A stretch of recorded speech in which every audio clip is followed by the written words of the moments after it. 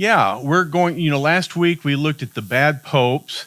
Today we'll be looking at good popes, all right? Sadly, popes are not quite as interesting when they're not corrupt, all right? But we need to see how the Catholic Church changed in the aftermath of the Reformation, okay? Last week, when we left the popes, we were looking at the Renaissance popes and their extreme corruption, how they used their position to make themselves wealthy, how they used their position to elevate members of their particular clan using nepotism. Pope Julius leading in wars. Alexander the Sixth, who had at least 7 different children by 3 different women. And so obviously they were not following their vows of celibacy or their vows of poverty. But then we looked at Leo X, who used the practice of indulgences to sell forgiveness, and he was using that money to build St. Peter's Basilica.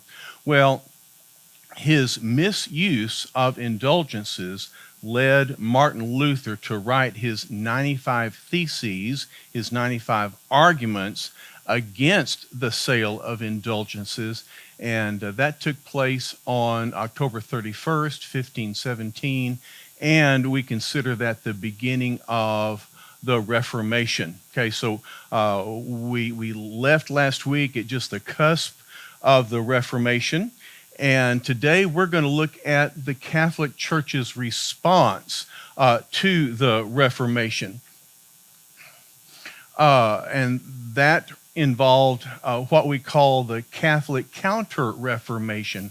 The Catholic Church had a Reformation of its own, and there were many aspects to it. They had a couple of major reformers of their own, Teresa of Avila and Ignatius of Loyola, who created 2 religious orders. We won't talk about them today, but we need to be aware of them because they were advocates for the Catholic Church, and in many cases they actually took some of the territory back from the Protestants into the Catholic fold. But I want to spend a little bit of time talking about the Council of Trent, which took place over 3 different councils for a period of 18 years, 1545 to 1563. Not a constant time of councils, but 3 different gatherings at Trent where they discussed the Catholic Church and the Protestant Church and how they would relate. Well, interestingly, there were a few areas where the Catholic Church was willing to admit that they had been in error. And so some of the criticisms of the Catholic Church were responded to at the council. First of all, they banned absentee bishops and plural posts. What does this mean? I mentioned last week that Albert of Brandenburg was already the archbishop of 2 archdioceses, meaning he was receiving funds from 2 large ecclesiastical territories. But when there was an opening in Mainz, he was very covetous of that very wealthy territory, and so he went to the Pope and asked to purchase that position. All right, and he did so, and I won't go any further into that story, but that meant he held 3 different positions in 3 different territories. Obviously, he could not serve in all 3, but that was not his concern, because serving the church was not his priority. Gaining the wealth of those territories was his priority. And so at the Council of Trent, they banned this practice of, number one, having multiple posts, and they required each person to fulfill his ministry in the post he had. Okay, so this was a major reform at the Council of Trent. All right, at the Council of Trent, they regulated the use of relics and indulgences. We've already talked about how Albert of Brandenburg hired John Tetzel to sell his indulgences. Okay, and we talked about his jingle. As soon as the coin in the coffer rings, a soul from purgatory springs. Okay, well, they actually put John Tetzel in prison. Okay, and they restricted the sale of relics and indulgences. Now, John Tetzel was not the only one. We haven't talked much about Frederick the Wise. He was the sponsor of Martin Luther. He was the elector of Saxony, meaning he had a very high political position in the Holy Roman Empire. He actually was one of the electors responsible for selecting the Holy Roman Emperor. Okay, so powerful, wealthy, and he had a whole warehouse full of relics. And when you wanted to enter his warehouse of relics, you paid a fee, and if you prayed before each relic that was there, you could reduce your time in purgatory by over 900 million years. Okay, which kind of gives you an idea of their understanding of purgatory.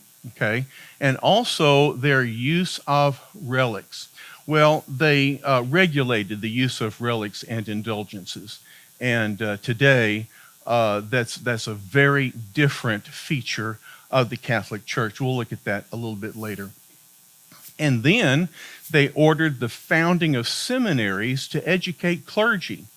Remember that the liturgy, the Bible, was only conducted in Latin, and many of the clergy did not know Latin, and so they were speaking the liturgy as if by rote. Okay, and so the determination was that they needed an educated clergy, and so they set up seminaries. So in these ways, they responded to the criticisms of the reformers and made some necessary changes. Now, from there, we're going to look at ways that the Catholic leadership used the Council of Trent simply to double down on their doctrine and practice and refuse to make changes. One was the authority of the Latin Vulgate. Okay, they repeated that only the Latin Bible was the official Bible of the Catholic Church, and so none of the Bibles that had been translated into local languages were legal. Their Vulgate, their Bible, included what we call the apocryphal books, the hidden books. They called them deuterocanonical, saying that they were part of a second canon, but they doubled down on the use of the Apocrypha. And then they also reaffirmed that only the Pope could interpret Scripture. Okay, so they were withholding for the church the interpretation of the Word of God. All right, so there's that. They maintained 7 sacraments and continued to withhold the cup from lay people. All right, so included in this is the idea of transubstantiation. We've talked about this before. The concept that the bread and the wine transubstantiate or transform into the literal body and blood of Christ. Okay, and so they would not.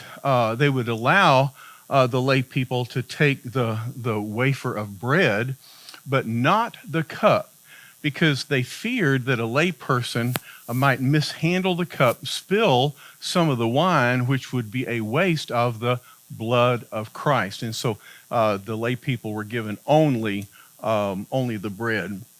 This is a major criticism from the reformers. They reaffirmed the doctrine of purgatory, as I just described. Now, again, the doctrine of purgatory is going to change again, and we'll look at that later. And then they reaffirmed justification by grace through faith plus works. They would not agree to Luther's discovery that justification is by grace through faith alone. No. Anyone who made that affirmation was anathema or was condemned. No, justification is based on good works done through the collaboration of grace and the believer. Okay? So yes, God's grace is part of the doctrine of the Catholic doctrine of justification, but works also is a part of that. So they would not compromise with the Reformed doctrine of salvation that had become quite popular during the Reformation era. Okay. So during this period of time, during these different councils, one pope issued the Index of Forbidden Books. Okay, and so certain books were forbidden to Catholics to read, and included in that was any Bible that was translated into a local language. Okay, German, Italian, English, all forbidden for Catholics to read. Works of any of the reformers, and even the earlier reformers like John Wycliffe and John Huss, certainly Martin Luther and Ulrich Zwingli and John Calvin and so on. All of these books were forbidden for Catholics to read. So this is another aspect of the Catholic Counter-Reformation, in which they made some significant and necessary changes, but in which they also doubled down on some of their existing policies. Okay, so that's the Catholic Counter-Reformation in the 16th century. We're going to fast forward no, we're not going to fast forward yet. Okay, we're going to talk about the wars of religion. All right. The Protestant reformers made, of course, many changes in their doctrine. But one thing they did not change was the union of church and state. Okay? Martin Luther was dependent upon the German nobility to establish and maintain his Reformation in Germany. In Switzerland, Ulrich Zwingli, John Calvin, each was dependent upon the city council in Zurich and Geneva to establish and maintain the Reformation. In England, when Henry VIII separated from the Roman Church, he made the monarch of England the head of the church. And so reformers continued to affirm the union of church and state. Simply was a different church. Okay, and so because we have these different state churches, we have political wars that turn into holy wars. And so we have Catholic states versus Protestant states. Now, remember what I said about the Crusades. Every war is political. Every war is about property, power, and people. But when you have the union of church and state, often there is a veneer of holiness that's added to it. And so these were political wars, but nonetheless, they also were religious wars because the monarchs that were fighting each other held to different religious beliefs. So in Scandinavia, the Holy Roman Empire, which we would think of as Germany today, the Netherlands and France, they all went through civil wars between Catholics and Protestants. And then finally, this culminated in the 30 Years' War, which lasted from 1618 to 1648. What happened was the Catholic emperor of the Holy Roman Empire wanted to ensure that Bohemia stayed Catholic, and so he sent his representatives to Prague. The Protestants there picked up the messengers and threw them out the window. Fortunately, there was a wagon full of hay at the bottom, so they survived. I don't know if they knew that hay was there or not, but nonetheless, we call that the defenestration of Prague, throwing them out the window. Well, that was the moment that sparked the 30 Years' War, and it encompassed Western and Central Europe.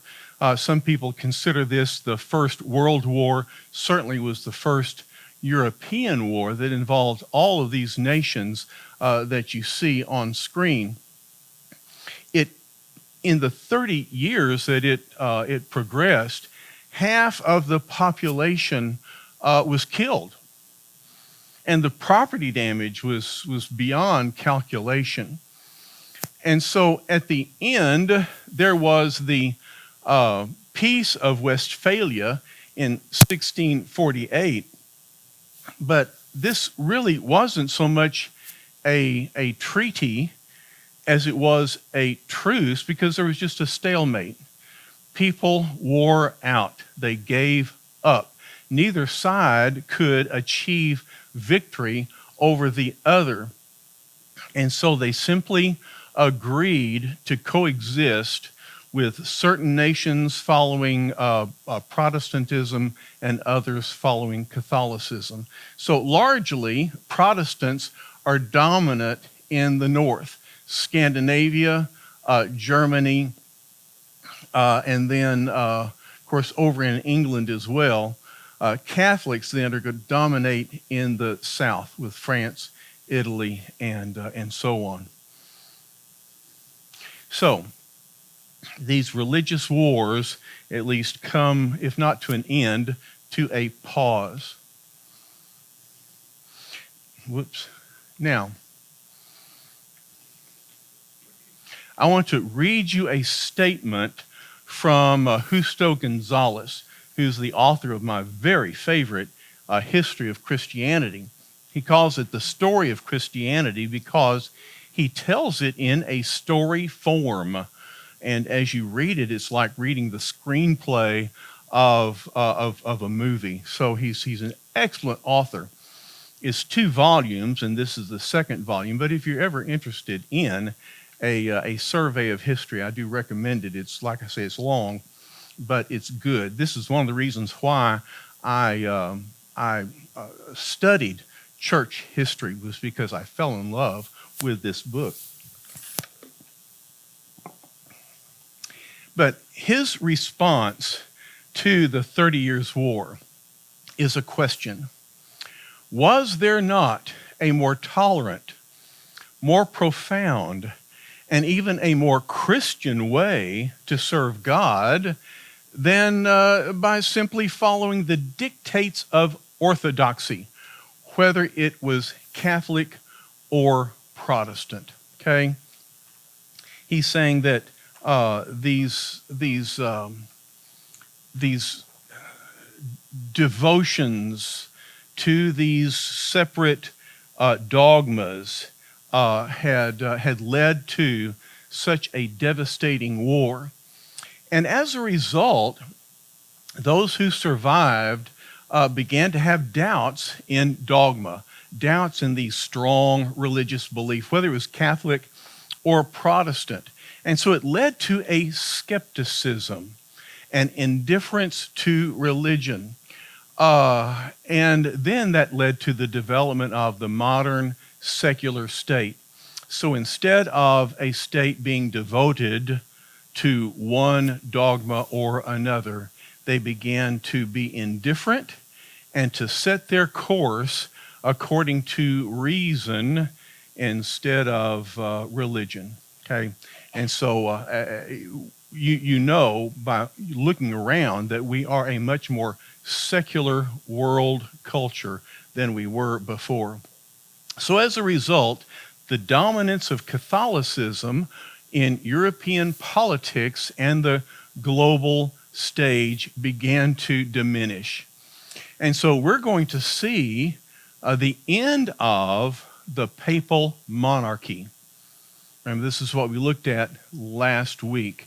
The idea that the Pope was a monarch or a king in charge of vast wealth, property, with control over the secular kings and nobles of the day. Instead, their power and influence is going to shrink so that it is no longer political and military. It simply is going to be an influence over the church, which certainly will be still a great influence. Okay.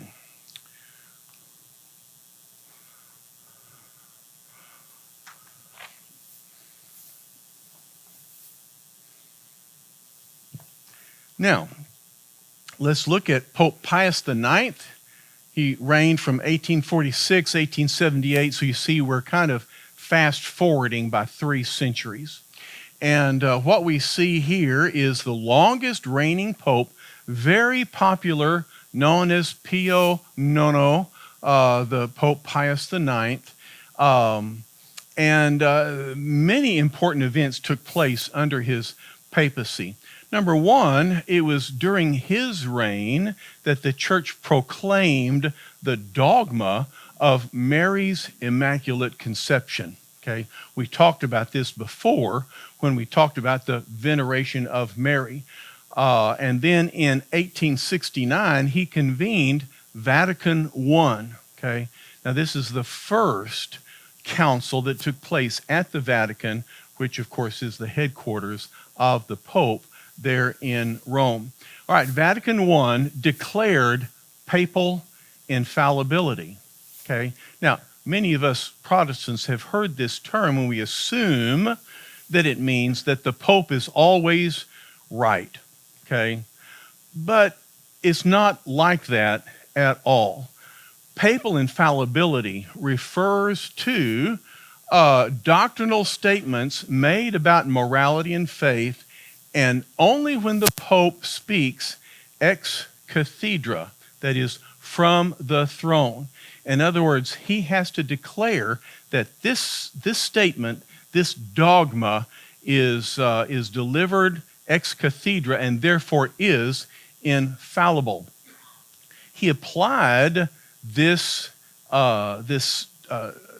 doctrine of papal infallibility to his previous proclamation about the doctrine of Mary's Immaculate Conception. And you'll remember what that means is that Mary herself, when she was conceived by her mother Anne, Mary was conceived without sin, just as her son Jesus was conceived without sin. And of course, this is part of the Catholic Church's general veneration and elevation of Mary beyond what the Bible teaches, to affirm what the Catholic Church has been teaching about Mary's heavenly position. But we've looked at that in depth before. And so I just want to remind you what this doctrine means and why it is considered dogma and infallible.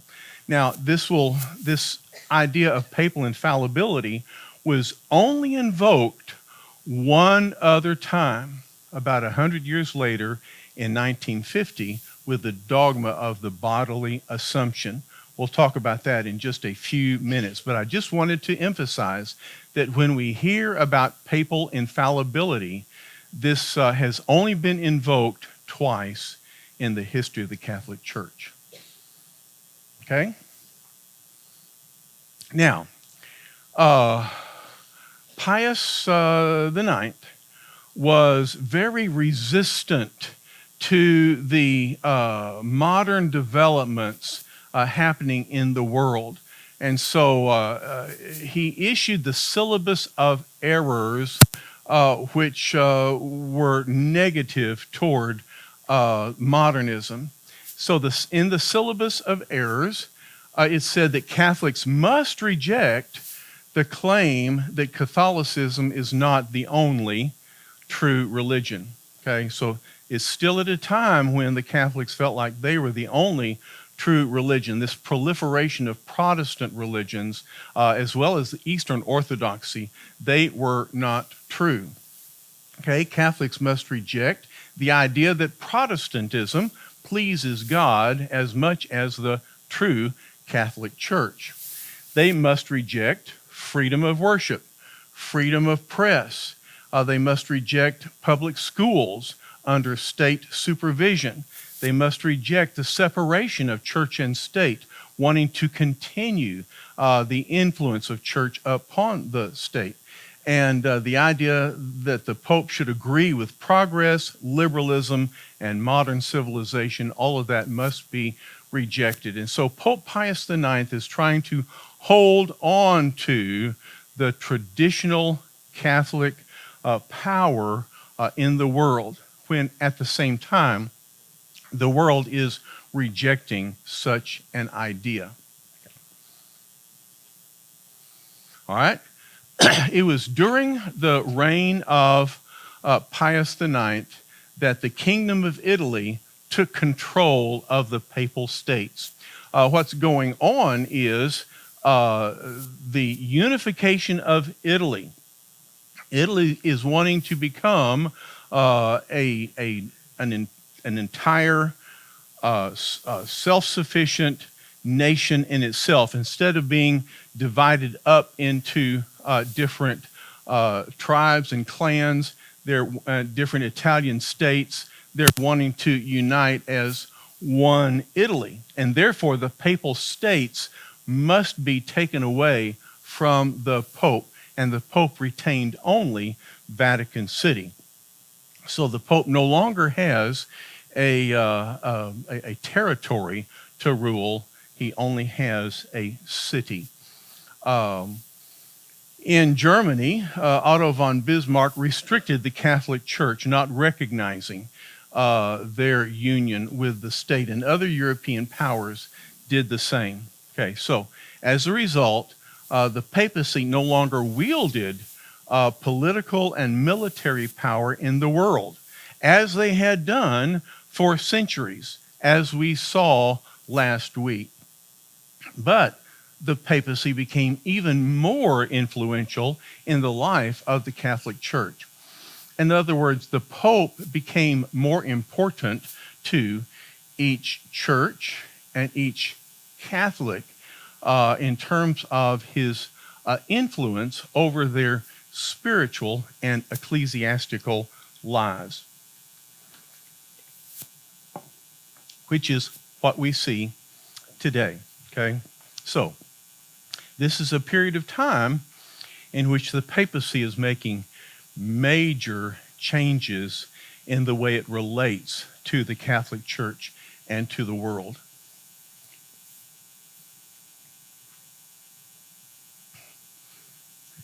Okay.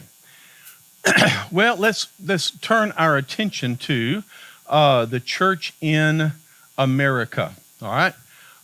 So due to immigration, the Catholic Church grew to the largest denomination in America by 1850, and still is.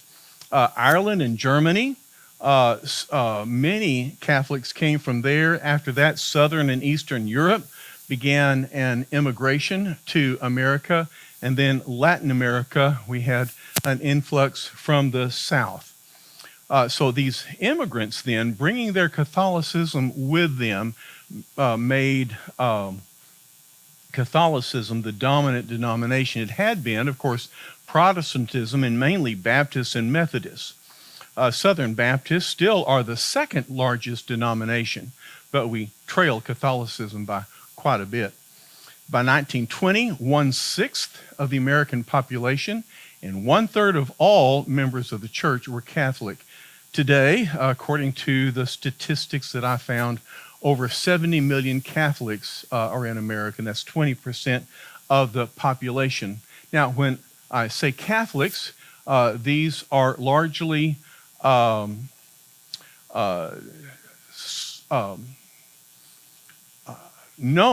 by the fact that they're baptized into the Catholic Church. So when I say Catholics, I mean those who have been baptized as infants and put on the rolls of the Catholic Church. Obviously, not all of these are active. Okay, of course, you can say the same about many who are on the Baptist rolls, right? Okay, I'm illustrating this with St. Mary's Cathedral in Galveston, Texas. Galveston and Houston are one major archdiocese in our area.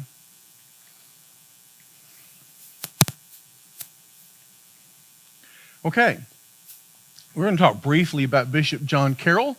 He is important because he was the first Catholic bishop in America and then the first archbishop. He was a son of a wealthy Maryland merchant, educated by Jesuits in France. Maryland, by the way, was founded as a colony that was a haven for Catholics, okay? Because the 13 colonies were largely Protestant, mainly Congregational in the north and Anglican in the south. Catholics would have been a minority, but in Maryland, they were a protected religious group. I used to tell my students that Maryland was named after Mary, the mother of Jesus. That's not true, but at least it helped them remember that Maryland was a haven for Catholics. It was actually the name of the British Queen at the time. All right, so he was the cousin of Charles Carroll, who was the only Catholic to sign the Declaration of Independence, okay? So there's a nice little bit of trivia for you. And he brought European priests and teachers to staff the schools and churches and mission societies in America. So he wanted to build up the church, and he utilized Catholic scholars from Europe. Okay, what's the relationship of Protestants and Catholics? As always, religious differences create prejudices, and Protestants tended to think of America as their particular province. I mean, after all, New England and the South, the 13 colonies were, as I said, were largely Protestant. And so as Catholics began to immigrate, they were perceived as a danger to true Christianity. They seemed to be a danger to freedom from foreign influence. They feared that Catholics would bring with them a loyalty and a devotion to the Italian papacy. And so that was a concern. Also, the Catholic labor force was seen as a threat to Protestant jobs. There was actually a political party called the Know Nothings, all right? And they supported the Anglo-Saxon Native Americans. Okay, do you get the irony there? But of course, they saw themselves as the first colonists, and so they were very territorial. The Catholics, in turn, formed parochial schools and other institutions so that they could kind of isolate themselves from Protestant influence, all right? So the goal was to establish a Catholic school connected to each parish church.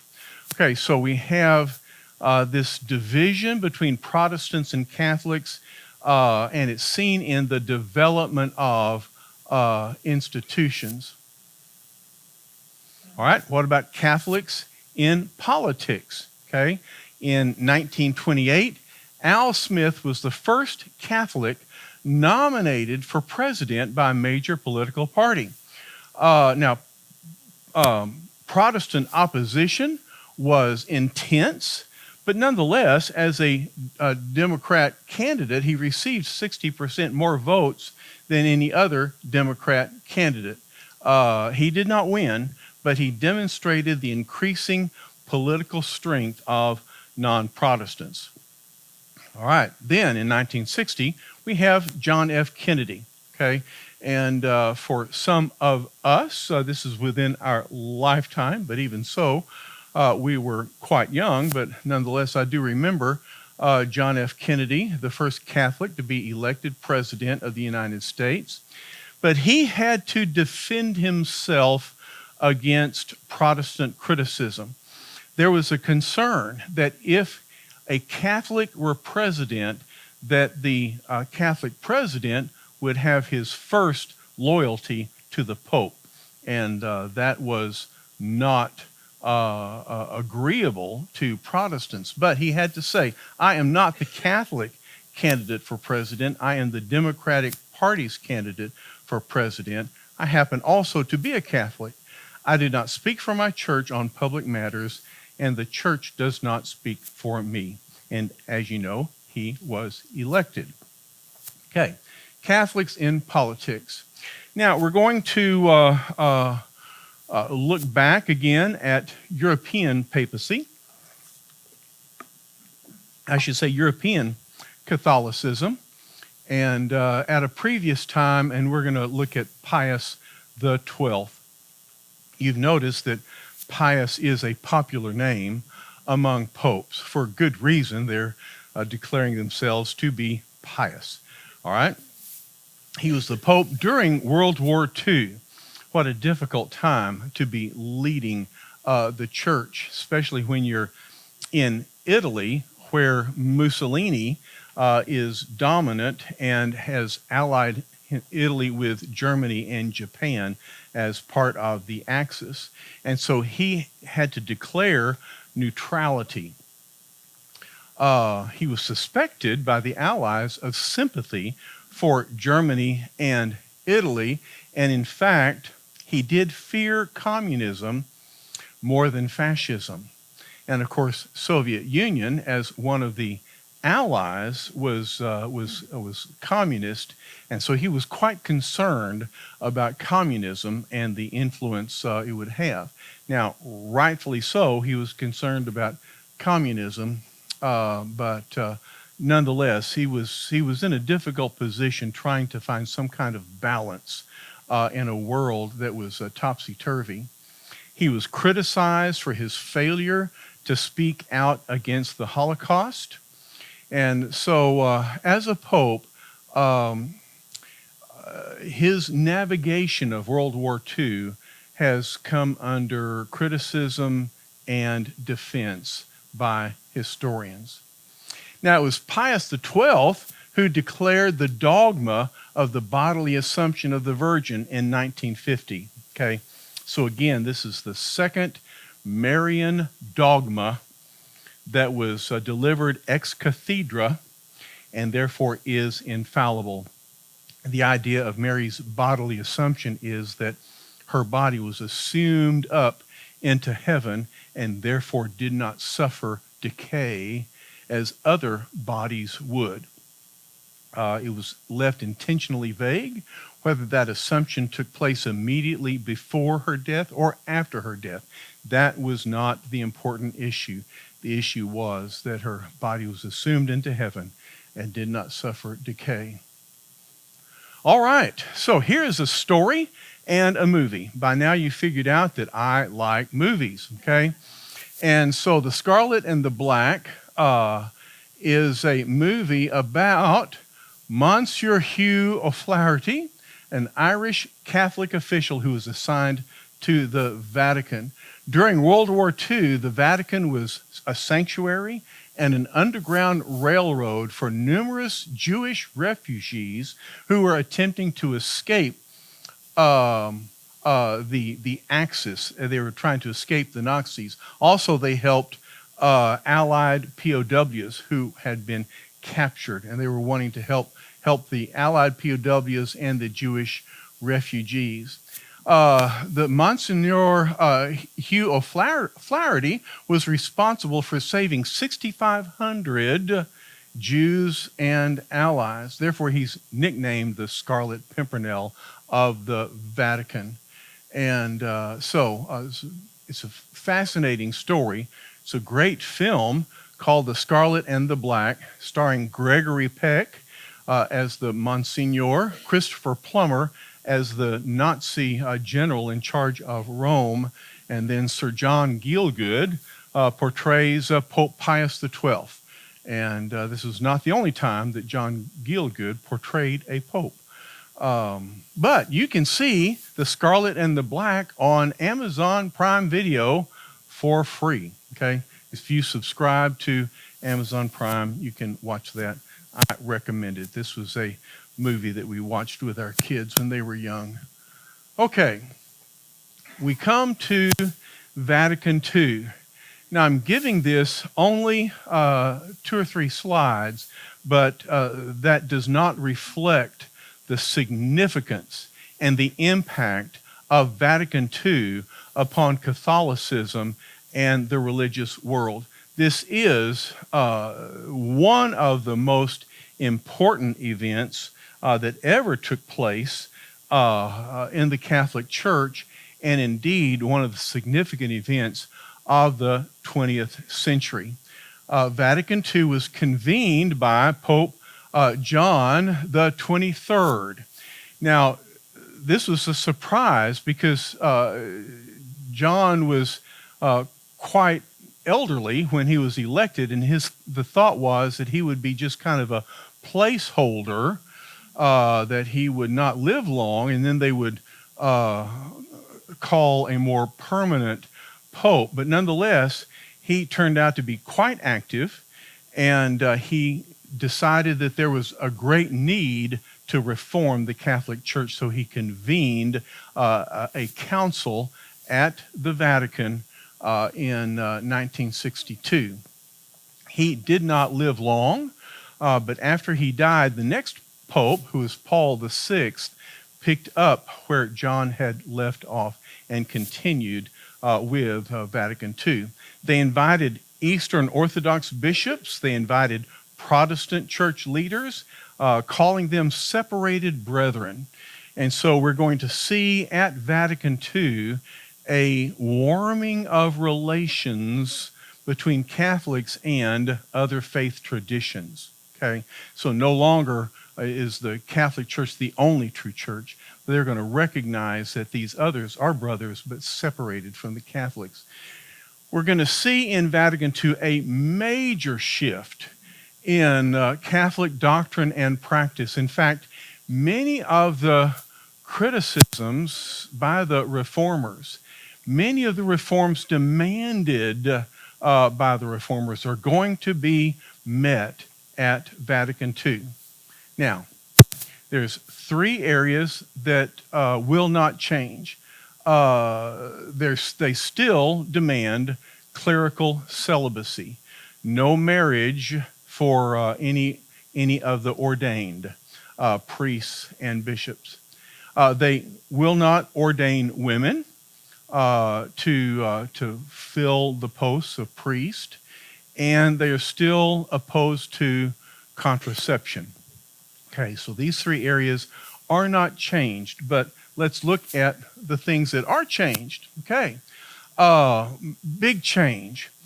Liturgy and worship is in the language of the people. Okay, so now you can come in America and hear it in English. You can hear it in other places. You can hear it in Spanish, English, whatever the language is. even in America, different congregations, Vietnamese, and so on and so forth. So the language of the people now can be used in the worship service, and that includes the Bible. Now there are Bibles that are translated into the local language. As a rule, they're mostly translated from Latin to the language rather than going to Hebrew and Greek. There are some exceptions to that. But as a rule, the Bible is now available in local languages. Can you imagine? Can you imagine the change in religious life in the Catholic Church when before the Word of God was locked away in a language you did not understand? Can you imagine going to a church and one week you cannot understand what is said and the next week you can understand what is said? A major shift in the Catholic Church. Now, before, the altar was placed close to the crucifix, and the priest served facing the crucifix, his back toward the people. Now, the church architecture was changed, and the altar was brought forward so that the priest could be behind the altar and facing his people. So there was just a big change in the architecture of the church service. The liturgy was simplified. There were more opportunities for the lay people to interact through responsive reading and congregational singing. And both the bread and the cup were served to the laity. Now, I've only been to one Catholic service. When I lived in New Orleans, I became friends with a man who was a deacon in the Church of St. Catherine of Siena. And as a deacon, he often would preach the homily. So one Sunday when he was preaching, he invited Margie and me to come out. And so it was interesting to be a part of that service, and I learned a lot about Catholic liturgy and practice at that time. But I noticed that when it came time for the Mass, and by the way, Margie and I remained seated. We knew not to participate. But they would line up, and everyone would start with the bread, but then they would either go participate in the cup, or they would walk around it. So it seems that to this day, many people still bypass the cup. It could be for health reasons as well as traditional reasons, because at least in this church, everyone drank from the same cup. And of course, this was before COVID. After COVID, I cannot imagine. But nonetheless, many of them would just bypass the cup, but many of them would participate. But the thing is, it was offered, whereas before it was not offered to the laity. Now there is an advocacy for lay people to read the Bible now that it's made available in their own language. And then Fish Friday, no longer compulsory, but still encouraged, okay? And especially during Lent. In fact, it is required during Lent, which is the time frame that we are in. But even year long, it's considered an act of devotion to refrain from eating flesh that has the blood in it, warm-blooded flesh like beef or chicken, but fish is acceptable. I learned something in my research. There was a McDonald's in Cincinnati, Ohio, that noticed that on Fridays, the sales of hamburgers plummeted.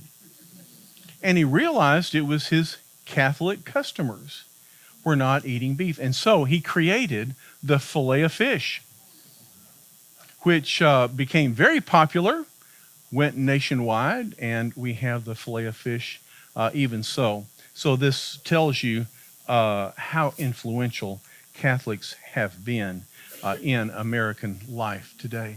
Okay, now this is a recent issue of Christian History Magazine. I've talked to you about that before. It is just one of my loves, and I've told you I acted as an advisory editor for the issue on what happened to the apostles. Later this month, I'm going to begin work advising on another issue on the early church father Tertullian. So I'm looking forward to that.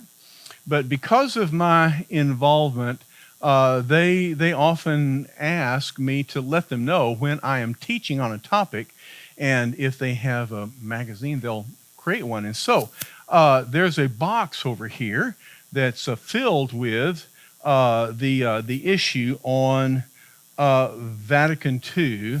And yeah, John's already snatched his up. But on your way out, if you'd like one per family, please. But please help yourself. I would love for you to take home Christian History Magazine. Inside the pages, you'll find a little card that if you fill that out and send it in, they will give you a free subscription for a year. And after that year, then they would ask for you to make a donation to continue receiving it. But nonetheless, I would appreciate it if you would do so, at least get a year's subscription.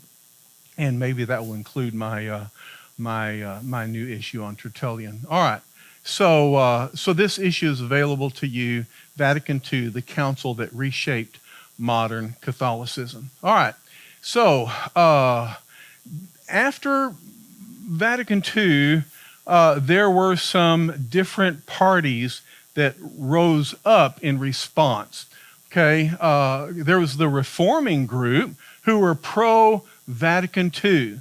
They had an ecumenical and seeker-friendly outlook, and so they received positively the changes made by Vatican II. But as always, there are the traditionalists, and so they're called the Tridentine. That's named after the Council of Trent. So the Tridentine traditionalists are resistant to Vatican II, holding on to the decisions made by the Council of Trent. These are the Latin-only Catholics, and there are Catholic churches that continue to read only from the Vatican and continue to perform the liturgy in Latin. One famous person is Mel Gibson, who is part of a Latin-only congregation. There are folk Catholics who have an extremely strong emphasis on Virgin Mary. These are especially Hispanic Catholics in Mexico, where they have Our Lady of Guadalupe is a famous tradition there. They're quite strong in Mexico, and it's interesting that they are violently opposed to evangelicals and Protestants, so much so that they persecute these evangelical Christians, and they persecute them so heavily that they've actually been placed on the top 50 nations that persecute Christians. Open Doors makes a survey of where it is most difficult to be a Christian. Mexico is included because of this particular group of Catholics. This is not all Catholics in Mexico, but these folk Catholics that strongly emphasize Virgin Mary, and they're critical of evangelicals. And then there are charismatics, all right? Many of us have a connection to the 60s and 70s when charismatic movements swept through all denominations, Protestant and Catholic also. These are spirit-led. They practice speaking in tongues. Okay, so these are just four of the parties within the Catholic Church. All right, John Paul II. We're looking at the last three popes, and beginning with John Paul II. After Paul VI passed away, the pope that presided over Vatican II, when Paul passed away, the next pope took the name John Paul after the two popes that led in Vatican II, intending to sponsor and emphasize the reforms that Vatican II called for. So he took the name John Paul, the first pope to have a double name. But John Paul the first lived only 33 days after his inauguration. And so the next pope took his name, saying that he was going to continue the emphases. And so that is why we have John Paul II. Karol Józef Wojtyła, okay, I had to practice, born in Poland. So it's amazing that this Polish Catholic was elected to be the Pope. He had survived Nazi persecution. He had opposed communism. He was the first non-Italian Pope in over 400 years. So he was an amazing Pope. As opposed to John Paul I, he was the second longest tenure after Pius IX. John Paul II had participated in Vatican II, and so he implemented the updating doctrines of Vatican II. He was conservative in doctrine and practice, and he was especially devoted to Mary and all of her titles, including that title of co-redemptrix. So devoted to Mary was he that on the papal crest that he designed for himself, he placed the letter M at the foot of the cross. All right, so he was especially dedicated to Mary. He survived an assassination attempt by a Muslim, widely traveled, very popular.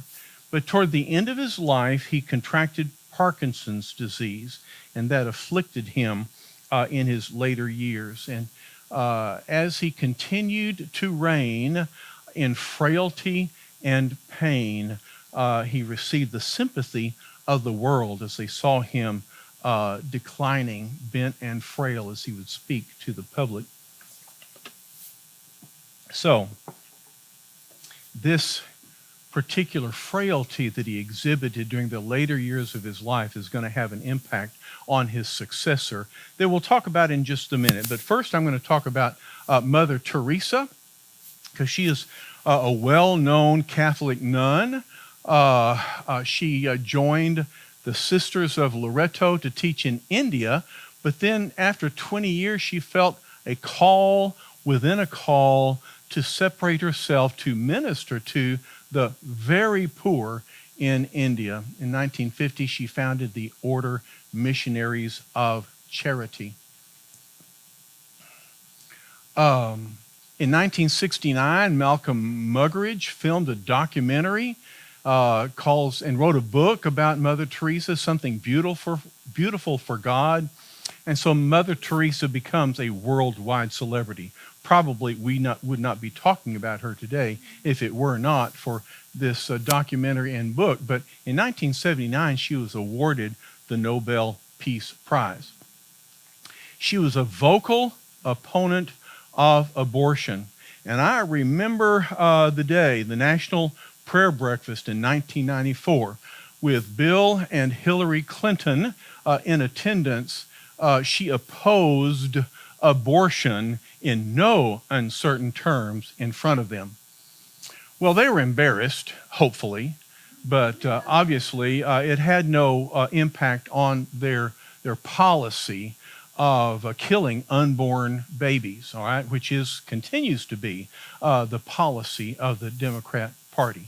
But nonetheless, for a moment, Mother Teresa stood up and spoke truth to power in opposition to abortion. Well, then in 1997, when she died, more than 4,000 sisters were running charity centers worldwide. Okay, so Mother Teresa, an important Catholic nun. All right, let's move on to the next pope, Benedict XVI. His birth name was Joseph Ratzinger, born in Bavaria. He again was very traditional and conservative. He was instrumental in preparing the catechism of the Catholic Church.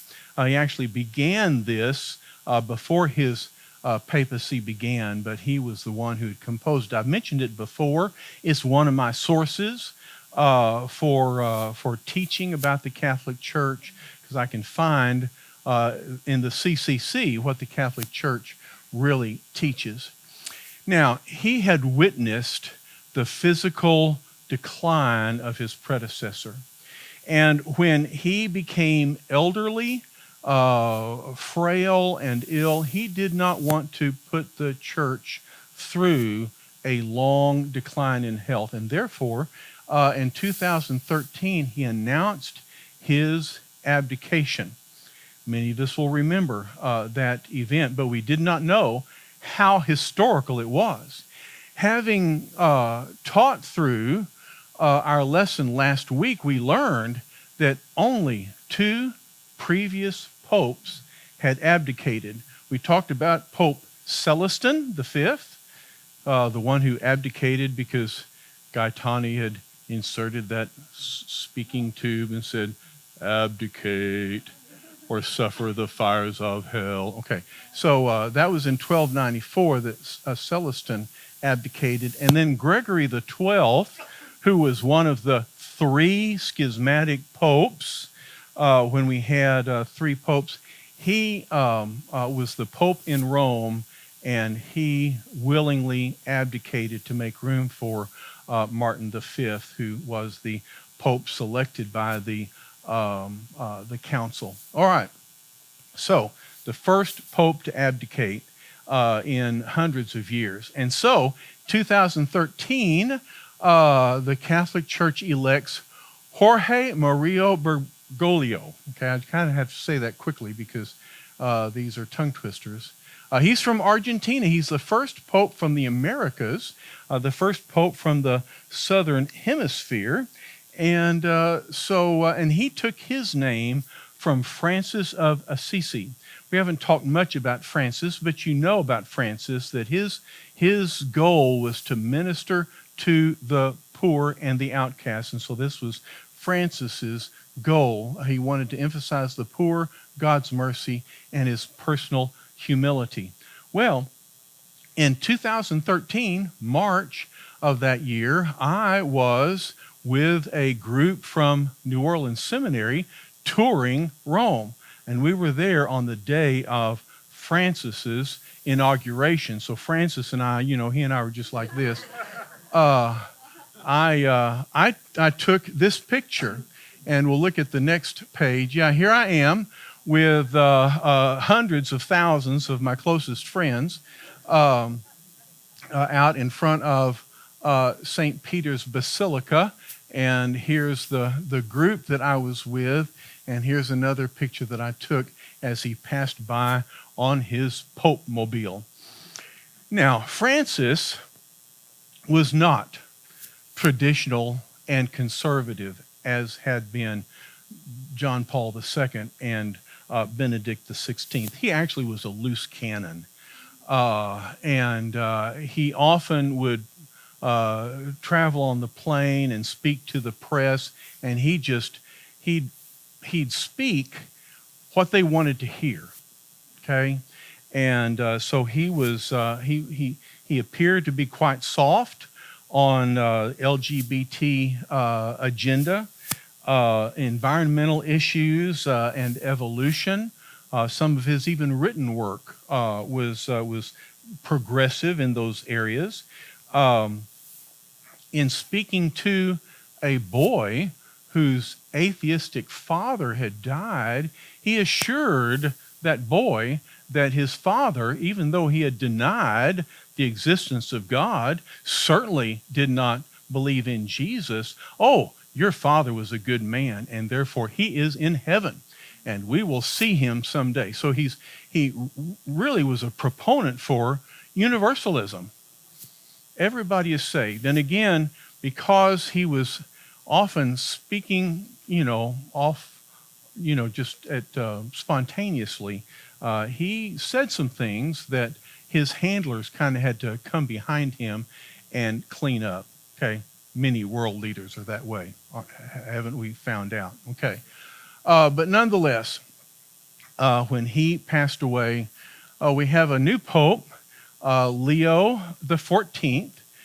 He's the first pope from the United States, born Robert Francis Prevost, from Chicago. Okay, so he has kind of a Chicago progressive bent in some of his politics, but he is more conservative than Francis and was selected for that reason. I think the cardinals really wanted to kind of bring the papacy back into line with their traditional teachings.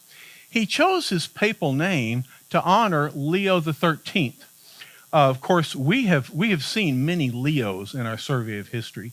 Leo the First, who's Leo the Great, Leo the Third that crowned Charlemagne, Leo the Ninth that walked barefoot into Rome and then was Pope during the split between the Roman Catholic Church and the Eastern Orthodox Church. And then we've talked about Leo the Tenth, the Renaissance Pope that built St. Peter's Basilica. Well, we haven't talked about Leo the 13th, and really I didn't know anything about him until our current Pope took that name. Leo the 13th reigned 1878 to 1903 during what is known as the Industrial Revolution. Okay, and during that time, of course, there were many advances in industry, but those advances were built upon very, very hard labor enforced upon children, women, and men. And this was a very difficult time for those who were poor and outcast. And so Leo the 13th was known for his social work. All right. Leo the 14th also is concerned about social outcasts. He's also concerned about workers, and he sees a new industrial revolution in the advent of AI. And so in seeing a similar time, he took the name Leo. So he's Leo the 14th. Interestingly, last October, he delivered a new message. I believe it's called an encyclical, but it is discouraging the use of the term co-redemptrix and mediatrix for Mary. So he's actually kind of withdrawing a couple of the titles that have been associated with Mary. That's interesting, since John Paul II had been very strong in his support of all the titles of Mary. So we see that there are changes, there are differences from one pope to the next, and we'll see what other changes or directions that Leo the 14th will make. All right. Well, oh my word, how the time flies when I'm having fun. And hopefully you too.